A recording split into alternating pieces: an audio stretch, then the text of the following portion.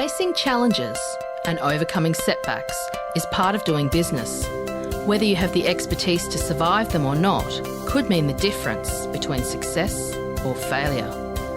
Welcome to We Are Women, featuring revealing conversations that provide invaluable insights into the success secrets of female masterminds. A must listen for every entrepreneurial woman. Now here's your host, Janine Vosper. Hi, it's Janine Vosper and welcome to this episode of the We Are Women podcast. I have Sabrina Capper with me today. Now, she is a successful PR and communications professional representing Fortune 500 companies and incredible leaders worldwide. In 2023, she left the corporate world to pursue creative endeavors, including writing and art. This is Sabrina's debut novel, written as though these extraordinary events unfolded. Sabrina and I had a little conversation before we came on, and I haven't learned a lot yet. So this is going to be a conversation of me pulling information. I think it's going to be a little bit left field to what you're used to listening to. Her goal is to spark a conversation with generations of women raised in silence. She lives in Dallas, Texas, with her husband, son, and 2 dogs. She enjoys reading unique perspectives, indulging in prestige TV shows, and rocking baby core fashion. Barbie core fashion. Oh, yes. I love all the Barbie stuff that came out that year. Do you have a big collection, Sabrina? I do not. I did not have Barbies when I was little. I was not allowed. So now I just love the pink and the girl power and, all the fun things that are girls. So was that one of your favorite movies, Barbie? It is, yes, for sure. It certainly is a power movie, that one. It just makes me giggle every time I watch it. Absolutely. I remember I got my first Barbie doll. My sister and I were quite young and we had our tonsils out, and we both got a Barbie doll each as our first ones. And that's a very long time ago. The Barbie's been around a very long time. Yes, It was such a thrill to get the Barbie. And I went to the Barbie Museum somewhere. Where was that? Indianapolis, was it maybe? Or what did I know? Somewhere in Canada might have been. I can't remember now. I've done a lot of travel. And there was one of the levels of this museum. Yes, it was in Canada somewhere. And it was one level had a World War II or young people who had stood out in history. And one was Anne Frank. One was the young girl who went to a black girl who went to a white school in the South, and one was another, and I can't think, but one floor was that, and one floor was all Barbies, and it was quite diverse. This children's museum. I think it was. That sounds thrilling. It was. Yeah, I'm trying to think. At least it was memorable, right? Yeah. It was quite incredible. But anyway, it was the whole Barbie thing happening on this whole level, and young girls were able to dress up and then walk down a red carpet and play and take photos. I love that. We're not talking about Barbie today, but that just jumped out of me when I saw that in your bio. So welcome. The original working woman, okay? Absolutely. I think we all need to have allow our inner child to come through and have fun with things and be creative. My mum was a sewer, so she used to make all of our little Barbie clothes. And gosh, I wish I am learning to sew because I think I love fashion. So it's just, learning at my age is a unique endeavor, but my goodness, I'm having a good time. I made my fancy sweatshirt today. Oh, nice. Oh, well done, you. Yes. I did that when my sons were young, and I got the sewing machine out, which I haven't used for about 30 years, and sold it recently. Oh, wow. And then the person who bought it was very excited by it, and then when she went to use it, it broke. So she bought it back. I gave her money back, and we dumped it. No, that's it. That's the end of my sewing experience from now on. Mm, It's mm. not my thing. So tell me, and I was surprised when I read this that you were part of, Fortune 500 companies and work with incredible leaders, but that's not what you're doing now. That is not. So in 2023, I think you opened up with, I had an insane event where my family, my 100-year-old grandfather showed up at my house and pounded my door down and demanded to see me. And It set off a chain of events where I basically could not hide that I was living like a double life. And I was protecting my family's in, I mean, just evil history. They are from Oklahoma. They have deep roots in all of the difficulties that and challenges that come with living in that area, and they are rotten humans. And my grandfather has been kind of reigning unchecked his whole life, and at the end of his life, they called to let me know that he was dying, and they offered me an opportunity to say goodbye. And so I confronted him and let him know that I wrote a book and I told all of our family secrets, and it was at a publisher and there was nothing he could do about it. And I secretly recorded it and I put it on the internet so that they could never silence me again. And since then, it's been a wild ride. That was literally in June of 2024 was when I posted that. And I have since published 2 books. And I am already writing my next one. I can't imagine. Look, you Crazy. hear about things in the news and people will go, oh, that was such a normal family. I didn't notice anything toward going Yeah. on at all. They just seem so normal. And as you said, you're living a double life. And Yes. maybe Very people much so. don't have extreme things happening, and please share what you feel comfortable sharing. Obviously, you've shared in a book anyway. Yes. But people often are living a double life, and that's what shows up on our social media, or when we're in the Oh, yeah. workforce doing something. Look at me, everything's amazing, without realizing what's going on behind the scenes. Yeah. You're 100% right. That's exactly what it felt like. I had a beautiful family. Everybody loved me. I had a great job, a lovely husband, a beautiful son. But the kind of abuse that I was still enduring at that point, like it was, you know, my mom would still poison me on the holidays. I mean, like it was definitely a wild thing for me to be living the life that I was, as far as I was so open with everything's fine. Mm. Everything's fine. And I think that's a generational thing. I think a lot of women in the Gen X generation were taught to put a smile on it, Mm-hmm. make it pretty, and just grit it and grind it out. And my talents at making the disgusting very smoothed out and pushed over to the side worked wonderfully in a career of PR and communications. Mm. Like, I worked for some of the biggest companies in the world, and I've seen what those executives do behind closed doors. And let me tell you, they weren't paying me enough not to keep those secrets. And, you know, you add those secrets on top of my own. And my goodness, I don't know how anybody in my field is coping right now because the pressure to spin is wild. It's wild. And it gets to you after a while. That's incredible. And obviously then, as you said, in the workforce. So what's the name of the book, by the way? That Oh, it's Licking the Knife. It's a true Licking the crime knife. memoir.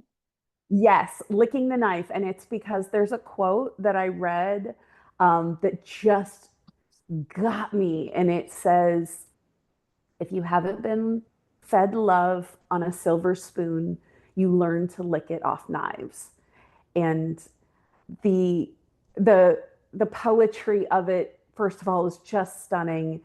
In addition to that, is very much me. Like, this is a story that turns out okay. So don't be afraid to read it, Mm. because I'm okay. Like, I have a husband who's amazing. I have a son who's beautiful. I have two amazing dogs. You know, I have a lot to Mm. be grateful for, and I made it out, and I'm getting better every day. And so I'm like, you know, it is a wild book, and I strongly recommend reading the trigger warnings at the beginning. Just being thoughtful and mindful of yourself and your own experiences.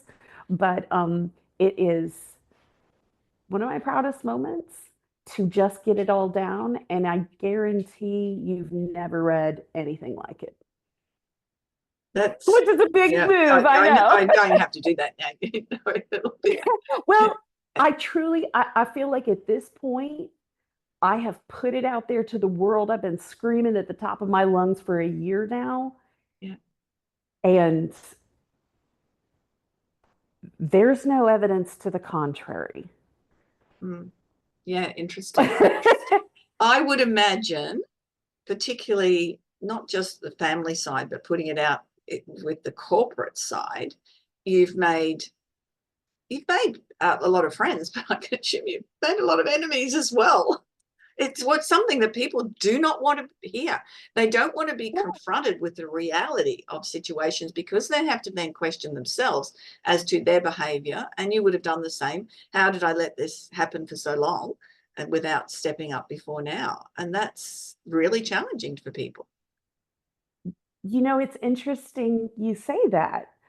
Uh, it is a point I haven't discussed, but I've been very aware of, is the silence from my corporate zeitgeist or community. I mean, it's deafening. It is deafening. They aren't the only ones. There are many, many people who I know. Like, I'll have 70,000 views on a video, but I'll have 300 likes. Like, it's very obvious. People are watching, they're interested, they're engaged, but they're even afraid to just double tap and like something that I'm saying, because it does feel so controversial. But because of my background in PR and communications, I do have the ability to sit down and think about how to commute some of these difficult topics with some sensitivity and clarity that, it's a skill set I've built and used for rotten people for a long time. It's nice to use it for something nice and interesting, because so many people do connect to some of the experiences, specifically of just being a young girl in the 90s, the young girl in the Mormon church, in purity culture in Oklahoma. Like, there's a lot of things in there that are shared experiences, and we have grown up with a shared silence that is now kind of starting to fracture. I Mm. don't mind being a leader in that voice at all, but the silence of those who I would have considered friends and I would have shown up for has been, it's just telling. It's Mm. very humbling, and I feel like I'm gaining insight and wisdom. I remember watching a series, not in the last couple of years, where they did an expose on and interviewed a whole lot of people who'd come out of the Mormon church. And it was the attacks on them personally and their businesses and everything was mind blowing. There'd be people standing Yeah. out in front of their houses protesting and threats, and it was that like what went on that they exposed was challenging, certainly, but that follow-up and the threats, to me, that was even more telling. Yes, I agree. I think there are a lot of what claim to be religions that have very unsavory consequences if you try to leave. Mm, yeah, and that takes courage. But the stepping out of the corporate, I'm assuming well-paid job to be able to step away from as well in 2024 after what's happened over the last few years. That's Yeah, interesting as well, and then to challenge the family and challenge, it's not just a family, it's challenging your whole belief. It's who you are. yeah. Yeah. And I talk about in the book, part of what I learned through this process was I, there's new studies that talk about uh, inner, I'm trying to think, inner family systems, I think is what it's called. But basically, you just have little bits of yourself kind of inside, like maybe something happened when you were 5, or maybe something happened when you were 12, and you kind of keep that narrative in your head around that event. So I have a really extreme version of that, but I have it. And being able to share that experience with other people who do not have the luxury to go sit down in therapy for 3 months and figure this stuff out, or go away to a facility, which I did. um, I was very thoughtful in planning my future, and I really prioritized that I was going to need to take care of this at some point. I just thought it wouldn't be till later. Mm. But life happens, and I think it's very hard to look at a difficult situation like, you know, being attacked in your home and go, okay, I'm going to use this as a tool to completely level and blow up my life. All of that framework that I had built, all of those kids, just let them go free and really start from the bottom and build my values and belief systems on things that matter to me now, that are healthy and happy and don't rely on work or authority or divine grace. So that's really the work that I did. Um, and when you talk about internal structure and really having to attack that as a business professional and as a woman who wears, I'm a mother and a wife, like there's not a lot of time to sit and go, oh, let me think about my psyche and where I am as a woman at 40 versus where I was, when I was a child. Yeah, and that's not, I mean, that is hugely exposing yourself. That it is, isn't it? It's not, yeah, it is. It's not something that many of us are prepared to break down and challenge everything that we thought was a belief. We like to hang on to our beliefs. It's what forms us, because if we have this belief, then we'll value this, and then that's important Yeah. to us. Whereas, Yeah. okay, that just doesn't work anymore. So what can I do about it? And then, Well, I think when you find out that one of your core beliefs, like mine specifically, was God. So, like, my grandfather had distorted the vision of God to be himself. So, when I got out from underneath that, if you can break religion, you can start exploring new things. And because so much of values and belief systems come from, growing up in a religious environment many times, not always, but many times.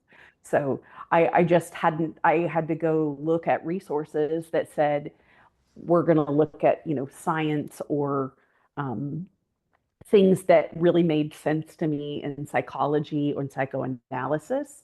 But again, I really planned and I knew this day would come. And I'm so glad and lucky that I had resources. And it really breaks my heart that, especially now when the world is so difficult, that those kind of resources are not always available. Yes, but planning is such an important factor, because I imagine that gave you a bit of a foundation. Not just jumping into it. It's something that you'd obviously thought about for a while, but you did jump into. But there was a point. It was a bit like having a baby. Like, nobody plans on, well, some people do plan on having a baby, but I did not plan on having a baby, but you kind of did in the back of your head. Yeah, And then one day it happens. That very much was the same cycle with this. Like, I always had it in the back of my head that I was going to have to go tackle this. You just never think now's the time, because now's never a good time to like have a mental breakdown, but here we are. and that's the thing with anything. So whatever we're looking at with challenging, or that's not working for us, we weigh up the pros and cons. Is it worthwhile me, challenging that friend who constantly criticizes me and is not a good friend but demands that we spend time together? Because if I do that, then I don't have a best friend anymore. It's that, should I do this because this is going to be the consequence? And are you in contact with any of your family? What a great question.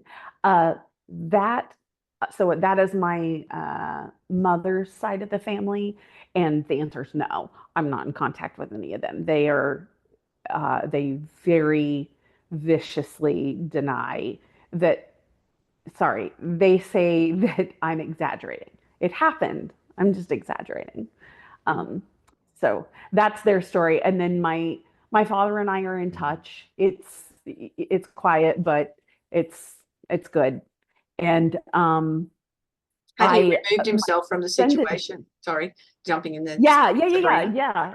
Mm. Yeah, they it goes back to what you were talking about earlier with my work friends. Like, people are very afraid about their own culpability or how I might feel toward them, Mm. um, which everybody's the main character in their own story. So it makes sense.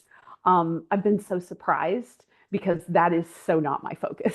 Like, Yeah, my focus is not going after someone who, took a boyfriend in high school, or who, got a promotion over me at work. Like, that's not what I'm looking for. That's not the arc of my story. My story now, I'm really just looking for support, belief, kindness, because I'm like, it is like you said, it's blowing up my whole life to yeah, say I was lying. Like, I didn't really come from where I said I came from. I, you know, put myself and my family in danger all the time because I was covering all this stuff up. And I'm like, I understand why people would be mistrustful or not want to engage. But the people who have engaged, man, that's when you know you've got friendship. That's when you know what the difference is between the people at work who show up in the funeral and the people, who don't, don't wish you well when you walk out the door. It's just, it's a very eye-opening experience, but I think everybody goes through some sort of purge and cleanse at some point in their life. So it would make sense that, I'm in midlife. I'm 47, so that's just, I just navigate it as best they come. yes. And the question is, what does it look like for you if you don't get support and belief and kindness from those people? I don't care. You don't care. That's I great. I so I get it from my husband.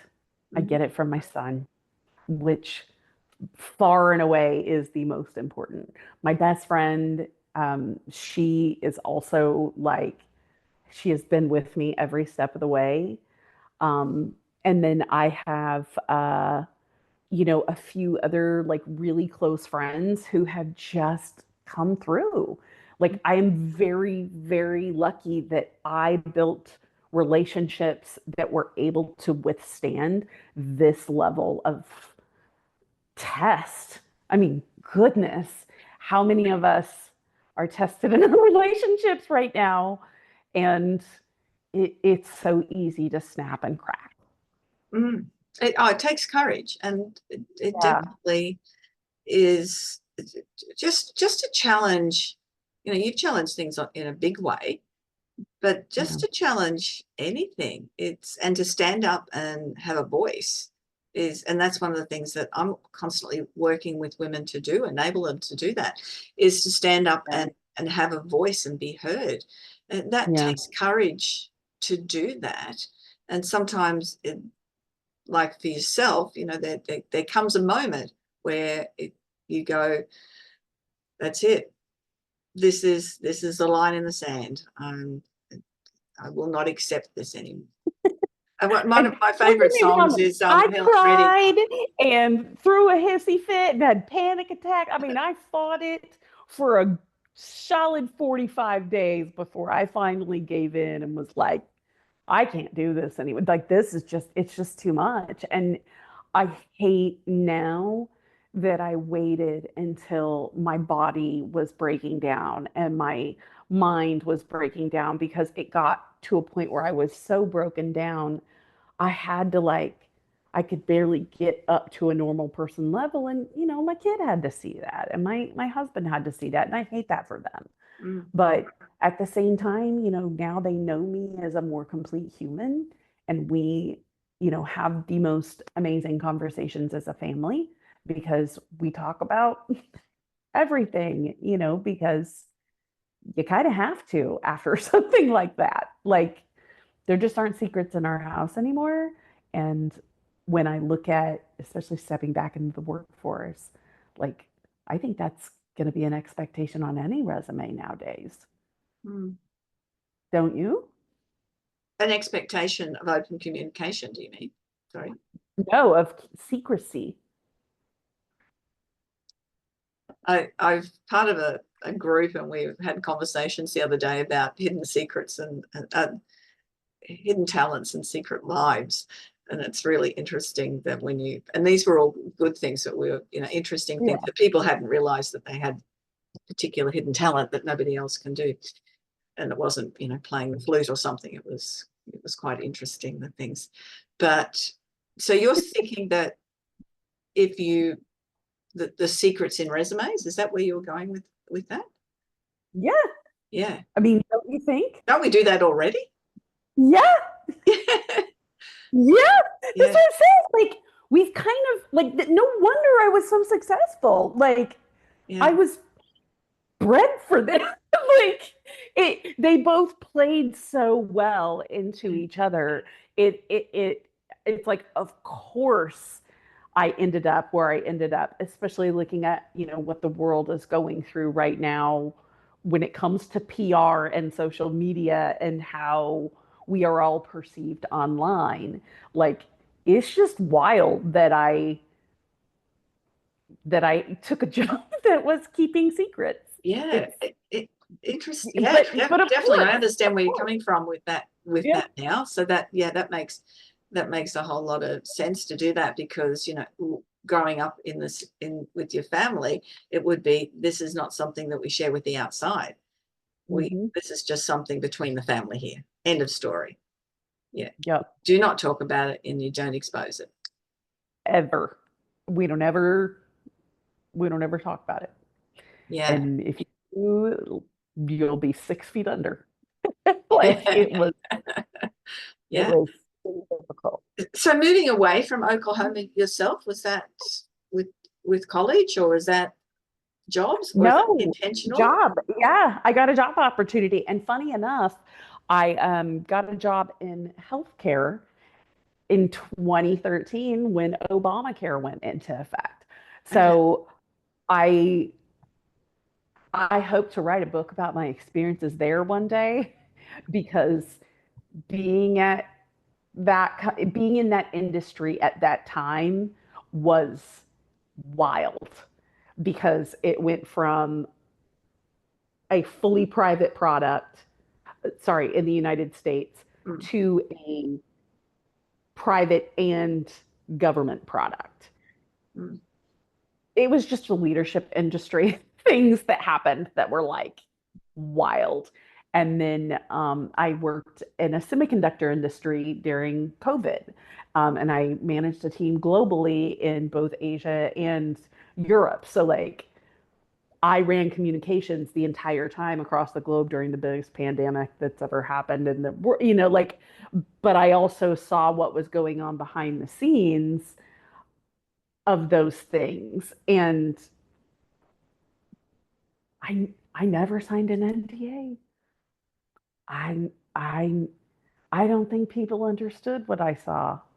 And I'm like, I'm so good at just keeping the secrets Yeah. that I'm like, it goes all the way back to what you were talking about. The Mormon church is pretty rough with how they treat traders. Mm, So is corporate America. yeah. So, so I feel like I don't have an easy road ahead of me, but man, somebody's got to start talking. And Like that's a really good statement. Somebody has got to start talking. somebody's got to start. And you know what? I'm willing to do it. I like to be a storyteller, and I really see so much potential in women in leadership.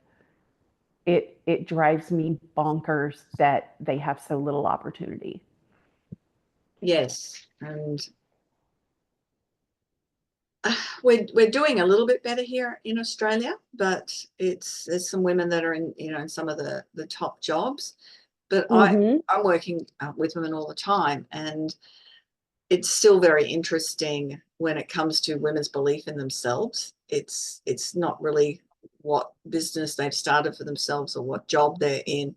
There's still so much doubt, and a part of women's nature is to put other people ahead of themselves, and usually put family ahead of ourselves. But to recognize, and you brought up the fact that your body and your mind started shutting down, Yeah. and unless we put ourselves first, then we bring that level of dis-ease into our space. And it's Well, hold on. I want to go back to something you said. You said um, it's in our nature to put others first. mm, I would challenge that to say it's how we're nurtured. We okay. are taught as women to take care of others before our own bodies, before our own, like we serve the men before we eat ourselves. You cook the food or you clean for them, like especially in the Mormon religion and more conservative Christian religions. Mm, Like it is very much from the moment I was born, I was bred to serve men. yeah. And even though they have let us into their workforce, it's difficult for the older generation to Mm, adapt. mm. They just they just don't do it well. No, They just no, no. don't. They don't. It's not pretty. No, it's definitely, there is that balance between nature and nurture. And I, Mhm. I know for myself, I've always been of the mindset that the better I can look after myself emotionally, physically, financially, the more support Yeah. I can give other people down the track. And it's paid off, with Yeah. helping family and my sons and different things. So that's, when they come and tell you something that you just don't want to hear, then rather than it being a complete, at the end of the world type of thing, you just go, okay, let's move on. What are we doing now? Yeah. That sort of Yeah. space. But that's only because of recognizing I have the emotional capacity to deal with it, and Yep. that's taken work to go, hey, I can't do that for you because I need to be here doing this for me as well. Yeah. Plus, I'm touring, so that helps too. You're so impressive. That's a hard statement. I mean, it is. Yeah, It's very difficult to get to a point where I can go, hold on just a minute. I need a moment for myself. Like yeah. it's not something I was nurtured to do. No, yes. I was fortunate. My mum, looking at a couple of different sides of her, and choosing that independent side as opposed to a bit of coercive control side that she was also Mhm. part of. So But it pulls you sometimes. Sometimes you feel yeah, like you get yourself. Yeah. yeah, definitely. And now with quite a few grandchildren, it's a different space. And I'll Sabrina, this has sort of got nothing to do with what we're talking about, and the listeners have heard me say this before, but if I mention the word grandchildren, it's with my children. I love them. Tell me That's everything. that's Tell me. I want to know. that it's the rule. You birth them, you're supposed to love them. That's the end of the story. But with my grandchildren, I'm in love with them. What do you love about them? What's different? I don't have to parent them. Oh, They're not my yeah. responsibility to parent. I can discipline and I'm firm, but they don't need discipline when they're with me. They just behave. And so my grandchildren are between 22 and 6. And now we've got 3 step grandchildren added into that mix as well. Oh my gosh. I bet holidays are going to be a blast. Yes, and now especially with this extra 3 in there, it's Yeah. we've got a 22-year-old's birthday's coming up, and so we're Oh, all getting together as well for oh that. my gosh. I love that. Are there any holiday or birthday traditions in Australia that are different from the US? No, not really. We don't do your Thanksgiving and things where people travel from around Right. the country to get together and that sort of stuff. And because Christmas here is summer, it's hot. So Yeah. it's the pool, and we've got my oldest son's best mate they've grown up next door to each other. So his dad still lives next door, and they've got grandchildren, and they've got children as well. So whenever there's Australia Day or Christmas or footy going final or something, both houses have become a track for kids in one pool next door and one pool, and they're all old enough now that that's fine as long as someone keeps half an eye on them in the pool.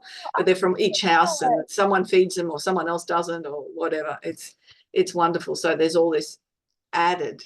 It's not just ours; it's theirs as well. So yeah, it's quite different being summer. Yeah. I I hope to experience that. I had a cousin who lived there once and he said the same thing. He's like, it's very different. Yeah, yeah, yeah. It is, and the modern families in Australia have given up the roast meals and the English heritage of the roast and vegetables on us on a I feel Christmas like day. that It was tends to be cold meat and seafood, so it's a different. that sounds divine. I'm here for that. Poolside, yes, sounds great. Absolutely. So yeah. So back on to your thing. Well, that then becomes and just talking about then grandchildren. How old's your son? Oh, he's 16. He just 16. turned 16. So in the future, that's part of your parents missing out on that, or your mum and your family and your siblings and all of that, and you're missing out on their kids as well, which is it must be, I suppose the word's disappointing, but probably expected. Yeah, I would say the most disappointing thing is that they can see or or that he can see what they say about me. Mm, He can see what they say about me. He could read the comments. He can see and knowing who it's coming from a lot of the time yeah, is challenging, especially when they had a good relationship with him. But one thing he has seen is that boys are treated very differently than girls in my family. Right. And I did adopt my niece for um, 4 or 5 years, and that was extremely rough. But we included him in everything we did so that he would have his own narrative and he would see the differences. And then watching me go through what I went through, like he really is aware of how my family specifically is very patriarchal, very divine guided, and they do not value me as a human at all. Like it's once you see it, it's very, very obvious. So I think he doesn't miss those relationships as much as he gets sad and upset that they would be Right. so violent toward me. Yeah. But violence, unfortunately, was a part of that relationship when we were still had him around, and he made the choice very young that he didn't want to be around it anymore. Mm. So, when we moved, we just were very selective with our efforts when we came home. Yeah, yeah. And that's one advantage of putting actual Yeah. physical distance between you as well as emotional distance. And Yeah. and And look, it was slow. yeah, I think that's an important factor that whenever we're confronted with something, and as you've done, and we make a choice to to air it, to expose ourselves, is the example that we're setting, like the example that you're setting for your son, the example that you're setting for your friends or family. I've been quite vocal over the last 5 years about things, and I've had people come to me and say, well, someone's not going to work with you because they disagree with you. And well, that's fair enough. But the amount of people that have come to me and say, look, I don't necessarily agree with you, but because are prepared, we know who you are. You Yeah. are honest with this, so we know who you are. And I'd rather work with somebody that I know is actually genuine rather than just saying, I'm authentic and genuine. And that's what you're giving that Yes. example for your son and family. Yes. I 100% agree with you. Yes. It is difficult to have friends and family with a far side of the range of the spectrum of a conversation from where I sit now. However, every time I really sit down and get to the meat of what they are talking about or I am talking about, I hear them. I hear them for the people I know, for the values they hold, and for the beliefs that they have. And when you really get down to what do people stand for and what do they believe in, I think the other conversations tend to look foolish because they are. Mm-hmm. let's be honest. You know what I mean? So like I going through this experience, doing exactly what you're talking about, being very conscious of what I'm exposing my child to, Mm-hmm. and being really honest about difficult topics with him this early in life is, yes, giving him some adulthood early, but it also prepares him for what he might be up against in the dating scene and what he might be up against, whenever he's dealing with, coworkers or whatever down the way. Like having trauma awareness is going to be such an asset, like in the next Yeah. 10 years. Like, come on. And that's something that I am constantly mentoring, is that because we don't have opportunity to build resilience now with our children, we tend to pack them all in precious little um, Yeah. bubble wrap, and we don't allow them to have the hurts, the falls, the emotional components without, if a teacher's been mad at them, well, we'll go complain to the teacher that the teacher was wrong. Whereas and I'm the generation back from you with the baby boomers, if I remember standing up to a bully of a teacher. He bullied the girls. He allowed the boys to hit the girls, everything. And in grade 7, I just had enough. And I just walked out of the classroom, and I walked home, a couple of kilometres home during the middle of the hot day, not through snow and stuff, Anyway, got home, and Mum said, what's happening? And I told her, and she said, well, get back to school. That was the response. But it was, okay, I'm going back, but I'm going to talk to the principal. And that's what I did, is went and talked to the principal. I refused to go back in the classroom. What did she do? Well, Mum wasn't I'd stop complaining, go and do it. It was basically go and figure it out for yourself. Wow. So how do you build resilience? By not having someone there constantly. And that was pretty tough. But this is the 70s, mind you. This is very different to how things would be done now. But it was that she went, right, I will do it for myself. And I went and spoke to the principal. Why do you think it was different?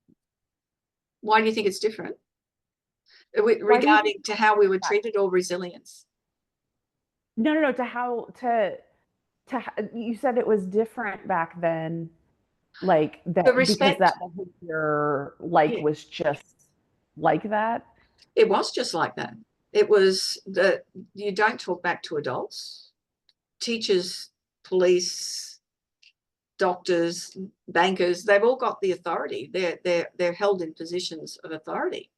So you would never go and complain about a teacher. It's so different. I'm hearing you say the same thing my mother told me about the bishop at church. You don't complain, or you don't complain about your grandfather or whatever. In my book, I told 3 times. I told my mom, I told my bishop, and I told my best friend's mom. And all 3 people had very severe consequences every time I did it. And I finally got to a point where I was just like, I give up. Because what are they going to do? The church ran everything. Nobody's going to stand up and blow somebody's family up in the 80s, like you're talking about. And I'm like, what do we do? Yeah. I've been, on the internet for a year now, and I just put out my book, and I still can't get anybody to dig up the backyard and get all the bodies back there. You know what I mean? It's not going to happen. It's not going to happen, Sabrina, though. Oh, I know. And that's what I'm saying. It is wild to me that people would rather protect the property rights of a property owner than however many dead people are buried back there. Yeah. It's wild. Yeah. It's just wild. Yeah. My mum's attitude was, no, you can sort this out. It was more, but it was, again, this is what I was saying with your son, is that opportunity to build resilience. Trauma is not a bad thing in someone's life. It's how it's dealt with. Oh, wait, we'll disagree there. Okay. Trauma's bad. Trauma's really bad. The level of trauma. Well, let's change the word to challenges.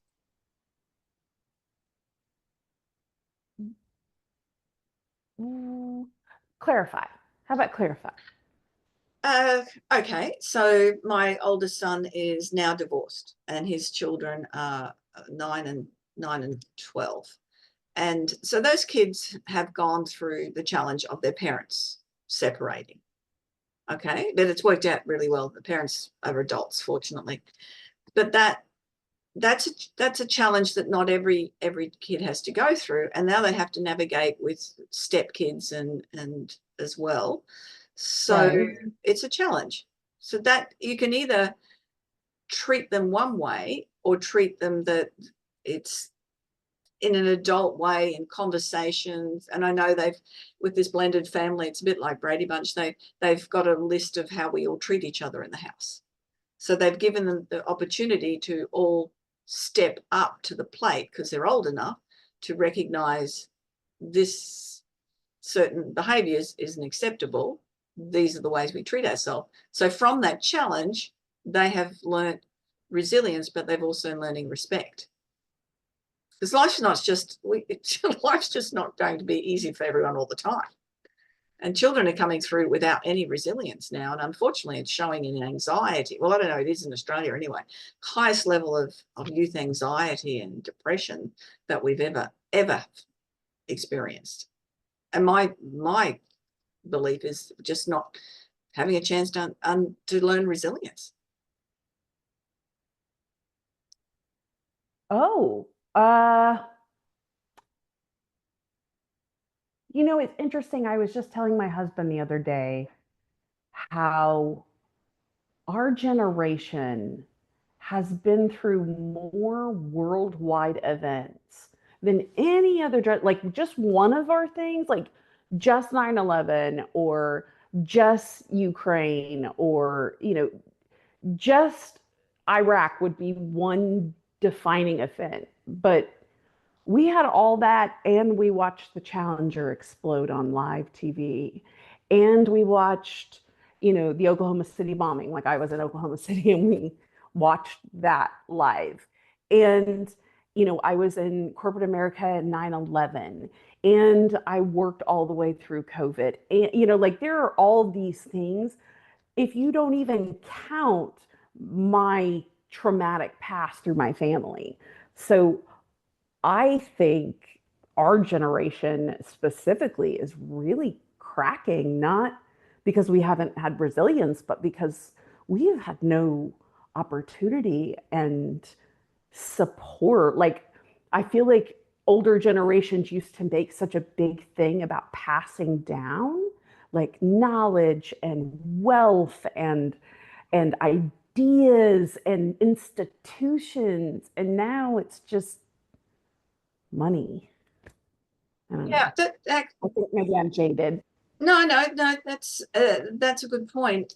It's then how you respond to, or how you take things on emotionally and personally, as to how you can respond to them.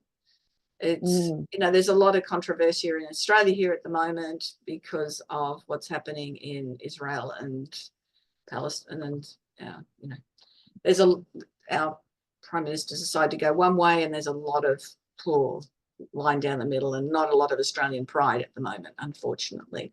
So there's a lot of that, but and I have opinions on it, but do I take it on emotionally? Sometimes, when there's idiots out there, but most of the time, okay, I can talk about it, respond to it, and then I just move on to another subject, if you get what I mean. So we can take things on. So in Australia, we have lots of cyclones, flooding, fires, and there's always, this poem, I love the sunburnt country, a land of sweeping plains, of rugged mountain ranges, of drought and flooded rain. There's constantly something going on. There's always drought. And I think here, maybe that's sort of why that looks a bit different. I don't know. But the pioneers that settled here had to deal with constant drought and flooded rains. Then they became very resilient and that's the past generations, very stoic in their attitude towards things. Well, it's just the way it is, it's so whether that's me as a baby boomer, it's just the way it is. So maybe that is a different generational response to things too, Sabrina. It's just the way it is. That's really interesting. No, it is a different perspective for sure. Like, I am an eternal optimist, and I always want to believe that I can make things better. And I really think I think at least I can try. I would like to die knowing I tried to make the world better.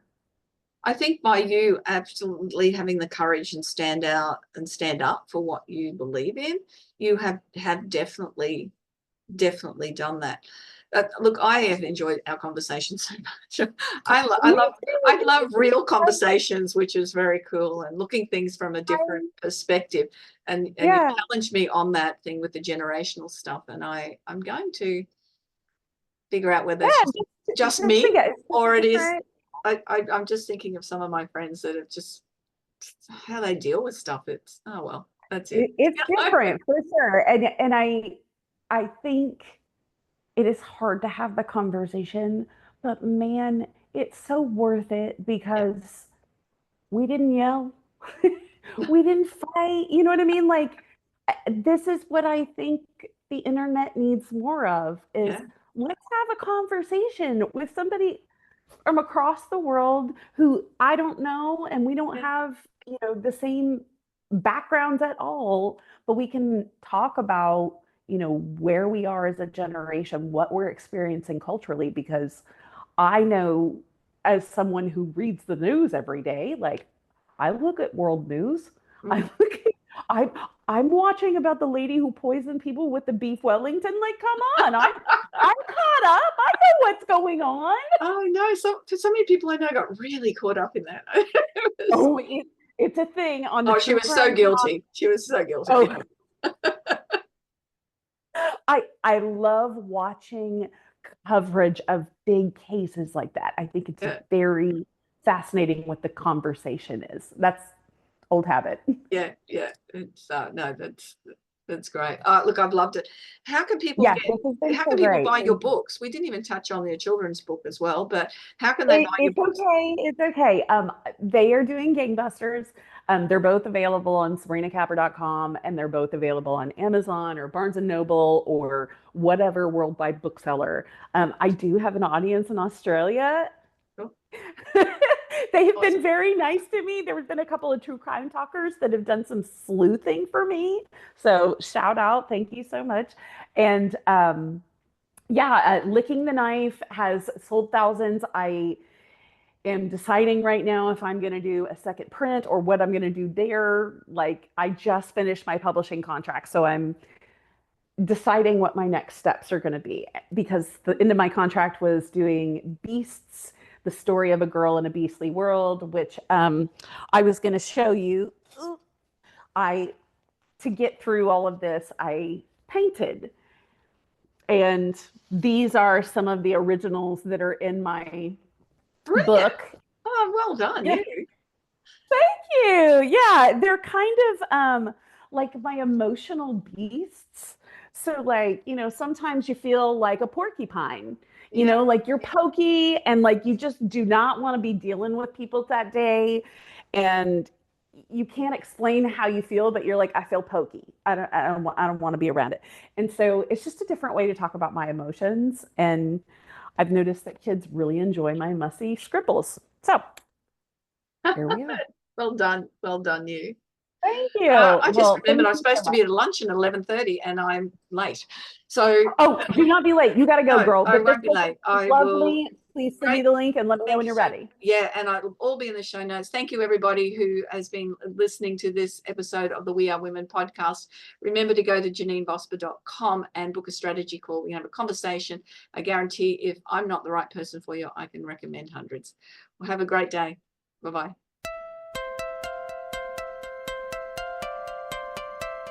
So, do you feel stuck in a rut in business? Visit speechperfect.com.au and download Janine's free ebook to avoid the 5 most common stumbling blocks women face in business. It's jam-packed full of tips to overcome the barriers that could be holding you back from the success that you dream your business will be. We would love you to leave a review of today's episode and share this podcast with other women in need of entrepreneurial inspiration. Subscribe to the next episode now and join the We Are Women community.